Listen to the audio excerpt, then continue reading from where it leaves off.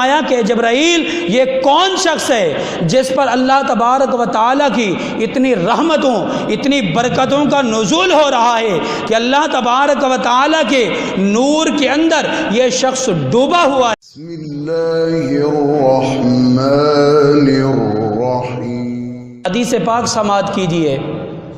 معراج کی شب آقا کریم صلی اللہ تعالیٰ علیہ وسلم دیدار الہی کے لیے عرش معلیٰ پر تشریف لے گئے تو آقا کریم صلی اللہ تعالیٰ علیہ وسلم نے وہاں پر مختلف لوگوں کو مختلف عذاب میں گرفتار دیکھا۔ آقا کریم صلی اللہ تعالیٰ علیہ وسلم نے عرش الہی کے نیچے ایک ایسے شخص کو دیکھا جو عرش الہی کے نیچے نور کے سمندر کے اندر ڈوبا ہوا تھا۔ رب کی خصوصی رحمتوں کا نزول ہو رہا تھا، ہر چاروں طرف رب کے نور نے اس بندے کو لپیٹ میں لیا ہوا تھا۔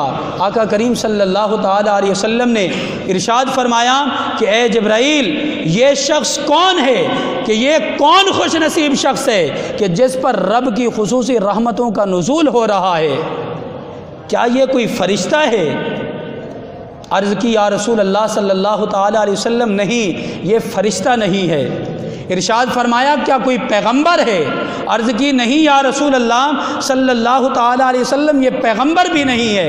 ارشاد فرمایا کیا کوئی شہید ہے؟ عرض کی نہیں۔ ارشاد فرمایا کہ جبرائیل، یہ کون شخص ہے جس پر اللہ تبارک و تعالیٰ کی اتنی رحمتوں اتنی برکتوں کا نزول ہو رہا ہے کہ اللہ تبارک و تعالیٰ کے نور کے اندر یہ شخص ڈوبا ہوا ہے؟ تو جبریل امین علیہ الصلاۃ والسلام نے عرض کی یا رسول اللہ صلی اللہ تعالیٰ علیہ وسلم، یہ وہ خوش نصیب شخص ہے کہ اس کے اندر 3 خصلتیں تھیں، 3 خصوصیات تھیں۔ ان 3 خصوصیات کی وجہ سے آج یہ اللہ تبارک و تعالیٰ کے خصوصی فضل و کرم میں ہے، آج یہ اللہ تبارک و تعالیٰ کی انوار و تجلیات میں ہے۔ عرض کی یا رسول اللہ صلی اللہ تعالیٰ علیہ وسلم، پہلی خصوصیت، اب ذرا غور سے سنیے گا کہ ہم آج کس موڑ پہ کھڑے ہیں، آج ہماری حالت کیا ہے۔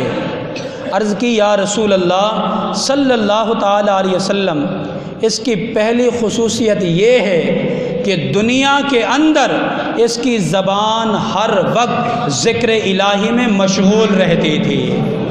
عرض کی یا رسول اللہ صلی اللہ تعالیٰ علیہ وسلم، اس کی دوسری خصلت یہ ہے کہ اس کا دل ہر وقت مسجد کے ساتھ لگا رہتا تھا۔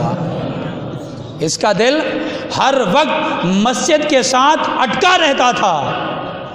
ایک نماز پڑھ کر جاتا تو جب تک دوسری نماز کا وقت نہ آتا اس کا دل بے چین رہتا، بے قرار رہتا کہ کب دوسری نماز کا وقت آئے گا، میں مسجد میں جا کر رب کے حضور اپنی پیشانی رکھوں گا، رب کی بارگاہ میں ملاقات کروں گا، رب سے راز و نیاز کی باتیں کروں گا۔ کہ یا رسول اللہ صلی اللہ تعالیٰ علیہ وسلم، تیسری خصلت اس میں یہ تھی کہ اس نے زندگی میں کبھی بھی اپنے والدین کی نافرمانی نہیں کی۔ اللہ اکبر، اپنے والدین کی نافرمانی نہیں کی، اپنے والدین کے لیے گالی کا سبب نہیں بنا، کوئی ایسا فعل ایسا کام نہیں کیا کہ لوگوں نے اس کے والدین کو گالیاں دینا شروع کر دی کہ یہ کس ماں باپ کا بیٹا ہے کہ یہ ایسے کام کر رہا ہے، اس کے ماں باپ نے ایسی تربیت کی ہے۔ تو عرض کی یا رسول اللہ صلی اللہ تعالیٰ علیہ وسلم، زندگی میں اس نے کبھی بھی اپنے والدین کی نافرمانی نہیں کی، اپنے والدین کے لیے گالی کا سبب نہیں بنا۔